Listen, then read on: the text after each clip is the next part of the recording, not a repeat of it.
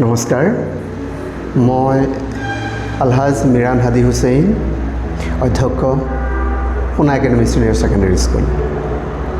জয়তে মই আপোনালোক সকলোকে সোণা একাডেমীৰ তৰফৰ পৰা আন্তৰিক অভিনন্দন তথা ধন্যবাদ জ্ঞাপন কৰিছোঁ। আপোনালোকক জনাবলৈ পাই সুখী হৈছোঁ যে 2014 বৰ্ষত এটি শুভ মুহূৰ্তত সোণাই নদীৰ কাষতেই এই শিক্ষানুষ্ঠানখন প্ৰতিষ্ঠা কৰা হয়। কেইগৰাকীমান শিক্ষাবিদ উদীয়মান ব্যক্তিৰ আশাসুধীয়া প্ৰচেষ্টাৰ পৰিণতিস্বৰূপে এই শিক্ষানুষ্ঠানখন আজি ফলে ফলে জাতিষ্কাৰ, এটা ধুনীয়া ইনফ্ৰাষ্ট্ৰাকচাৰ, এক শৈক্ষিক বাতাবৰণ আমি গঢ়ি তুলিব পাৰিছোঁ। আপোনালোকক জনাবলৈ পাই সুখী হৈছোঁ যে 2014 বৰ্ষৰ পৰা 2022-23 বৰ্ষলৈকে আমি নিৰবিচ্ছিন্নভাৱে উন্নতমানৰ ফলাফল আমি 100% ফলাফল আমি বিজ্ঞান শাখাত প্ৰদৰ্শন কৰি আহিছোঁ।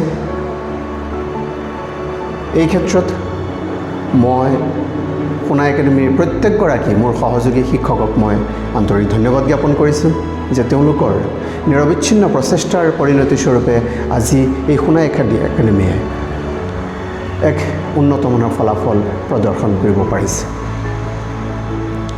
এইখিনিতে আপোনালোকক জনাবলৈ পাই মই সুখী হৈছোঁ যে যোৱা বছৰৰ পৰা কিছুমান নতুন নতুন দিশ আমাৰ এই শিক্ষানুষ্ঠানখনত সংযোজন কৰা হৈছে। তাৰ ভিতৰত বিজ্ঞানৰ প্ৰযুক্তিবিদ্যাৰ কিছুমান নতুন কৌশল TLM টিচিং লাৰ্ণিং মেটেৰিয়েলছ হিচাপে আমাৰ শিক্ষানুষ্ঠানৰ 2টা ৰুম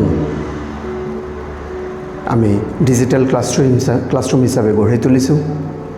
বিশেষকৈ যিসকল পিতৃ মাতৃয়ে নিজৰ সন্তানক লৈ সপোন দেখে যে মোৰ সন্তানজন, মোৰ ল'ৰাজন বা মোৰ ছোৱালীজনী এদিনাখন সোণা একাডেমীত পঢ়ি ডক্টৰ বা ইঞ্জিনিয়াৰ হ'ব, বিগত বৰ্ষকেইটাৰ ফলাফলৰ ওপৰত ভিত্তি কৰিয়েই আমি গুণগত মানদণ্ডৰ তেনে ফলাফল প্ৰদৰ্শন কৰিবৰ বাবে আৰু পিতৃ মাতৃসকলৰ সেই সপোনবোৰ বাস্তৱায়িত কৰাৰ উদ্দেশ্যে আমি সময়ৰ উপযোগীকৈ JEE, NEET, CUET আদি প্ৰতিযোগিতামূলক পৰীক্ষাত ছাত্ৰ ছাত্ৰীসকল সফলতাৰে উত্তীৰ্ণ হোৱাৰ উদ্দেশ্য আগত ৰাখিয়েই আমি 2টা ৰুম ডিজিটেল ক্লাছৰুম হিচাপে গঢ়ি তুলিছোঁ, স্মাৰ্ট ক্লাছৰুম হিচাপে গঢ়ি তুলিছোঁ। গতিকে আপোনালোকক মই আহ্বান জনাইছোঁ, আপোনালোক আহক, আমাৰ শিক্ষানুষ্ঠানটো প্ৰত্যক্ষ কৰক। আমাৰ যি আন্তঃগাঁথনি, শিক্ষানুষ্ঠানখনৰ যি আন্তঃগাঁথনি সেয়া আপোনালোকে প্ৰত্যক্ষ কৰক, শিক্ষকৰ লগত মত বিনিময় কৰক। আমাৰ শিক্ষকসকলে কেনেকৈ আন্তৰিকতাৰে, এক কথাত ক'ব গ'লে 24/7 24 ঘণ্টাই ছাত্ৰ ছাত্ৰীসকলক এক মেণ্টৰ হিচাপে, এজন পথ প্ৰদৰ্শক হিচাপে, এজন টৰ্চ বিয়াৰাৰ হিচাপে, এজন ফেচিলিটেটৰ হিচাপে, এজ এ কাউন্সিলৰ হিচাপে, এজন গাইড হিচাপে ছাত্ৰ ছাত্ৰীসকলক কেনেকৈ আগুৱাই নি আছে সেয়া আপোনালোকে এবাৰ আহি প্ৰত্যক্ষ কৰি যাওক। এইখিনিত আপোনালোকক জনাবলৈ পাই মই সুখী হৈছোঁ যে আমাৰ ইতিমধ্যে বিগত 5-6 বছৰ ধৰি আমাৰ এটা উন্নতমানৰ লাইব্ৰেৰী আমি গঢ়ি তুলিছোঁ। সেই লাইব্ৰেৰীত বিভিন্ন শিক্ষাবিদৰ, বিভিন্ন ৰাইটাৰৰ, বিভিন্ন উন্নত ভাৰতবৰ্ষৰ উন্নত যিবোৰ শিক্ষানুষ্ঠান আছে সেই শিক্ষানুষ্ঠানসমূহৰ যিবোৰ ৰেফাৰেন্স বুক, ৰেফাৰেন্স নোটছ আদি আমি ইতিমধ্যে কালেক্ট কৰিছোঁ। ছাত্ৰ ছাত্ৰীসকলক আমি সেয়া প্ৰদান কৰি আছোঁ, যাৰ পৰিণতিস্বৰূপে আমি আশা কৰা ধৰণে আলহামদুলিল্লাহ ভাল ফলাফল আমাৰ ছাত্ৰ ছাত্ৰীসকলে প্ৰদৰ্শন কৰিব পাৰিছে। এইখিনিত আপোনালোকক মই পুনৰাই জনাবলৈ পাই সুখী হৈছোঁ যে আমাৰ বিগত 2 বছৰ ধৰি অসম উচ্চতৰ মাধ্যমিক শিক্ষা সংসদৰ দ্বাৰা স্বীকৃতিপ্ৰাপ্ত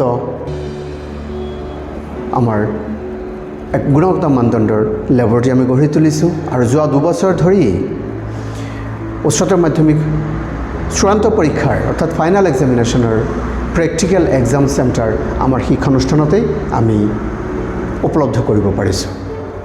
এয়া আমাৰ এটা সফলতা যে আমাৰ ছাত্ৰ ছাত্ৰীসকল বেলেগ শিক্ষানুষ্ঠানত প্ৰেক্টিকেল এক্সাম দিবৰ কাৰণে যাব নালাগে।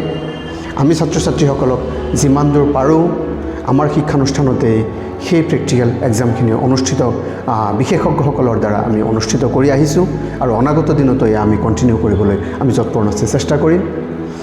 ইয়াৰ উপৰিও আমাৰ যিসকল দূৰ দূৰণি অঞ্চলৰ ছাত্ৰ ছাত্ৰীসকল বিশেষকৈ ঘৰৰ পৰা অহা যোৱা কৰি তেওঁলোক ক্লাছ কৰিব নোৱাৰে, সময়মতে শ্ৰেণীত পাঠ গ্ৰহণ কৰিব নোৱাৰে, সেয়েহে তেনে ছাত্ৰ ছাত্ৰীসকলৰ সুবিধাৰ্থে একেবাৰে ন্যূনতম খৰচত এক ঘৰুৱা বাতাবৰণ তথা ঘৰুৱা পৰিৱেশৰ এটা আমি হোষ্টেল গঢ়ি তুলিছোঁ। বিশেষকৈ girls hostel and boys hostel এটা নিৰ্দিষ্ট দূৰত্বত এটা ঘৰুৱা পৰিৱেশত আমাৰ সেই হোষ্টেলসমূহ আমি গঢ়ি তুলিছোঁ। আৰু আপোনালোকক জনাবলৈ পাই সুখী হৈছোঁ যে গাৰ্লছ হোষ্টেলটো মোৰ নিজৰ তত্ত্বাৱধানতেই মই সম্পূৰ্ণৰূপে নিজাববীয়াকৈ মোৰ তত্ত্বাৱধানতে মই পৰিচালনা কৰি আছোঁ। বইজ হোষ্টেলটো যদিও মোৰ থকা ঠাইৰ পৰা মোৰ গাৰ্লছ হোষ্টেলৰ পৰা অলপ নিলগত, তথাপিও প্ৰত্যেক দিনাখনেই মই সেয়া তদাৰক কৰি আছোঁ। লগতে মোৰ লগত যিসকল শিক্ষক আছে সেই শিক্ষকসকলেও ডেইলি 2-3জনকৈ শিক্ষক সেই হোষ্টেলসমূহত ভিজিট কৰে। আপোনালোকক জনাবলৈ পাই মই সুখী হৈছোঁ যে 2গৰাকীকৈ শিক্ষক মোৰ বইজ হোষ্টেলত ৱাৰ্ডেন হিচাপে আছে। তেওঁলোকে আমাৰ ইয়াত পাঠদানো কৰি আছে, লগতে হোষ্টেলৰ ছাত্ৰ ছাত্ৰীসকলকো চোৱা চিতা কৰি আছে।